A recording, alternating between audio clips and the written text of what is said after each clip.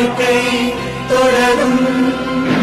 நேரத்தில் கண்டறிந்தாலே சிகிச்சை செய்வது எளிதாகும்.